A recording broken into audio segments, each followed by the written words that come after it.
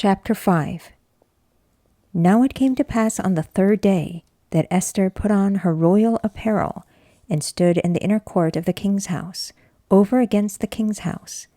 And the king sat upon his royal throne in the royal house, over against the gate of the house.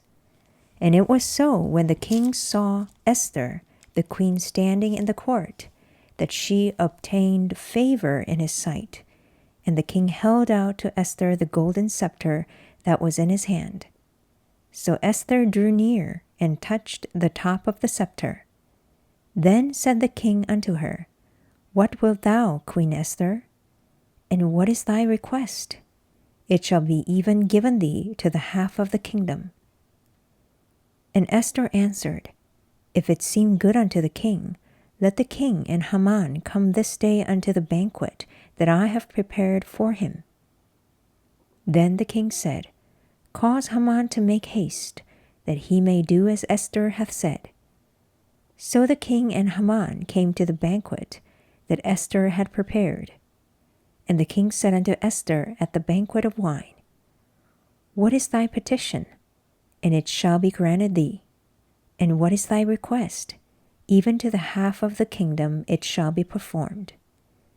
Then answered Esther and said, My petition and my request is, if I have found favor in the sight of the king, and if it please the king to grant my petition and to perform my request, let the king and Haman come to the banquet that I shall prepare for them, and I will do tomorrow as the king hath said.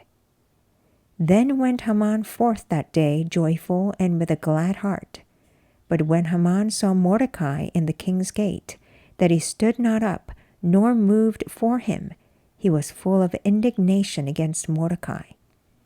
Nevertheless, Haman refrained himself, and when he came home, he sent and called for his friends, and Zeresh his wife.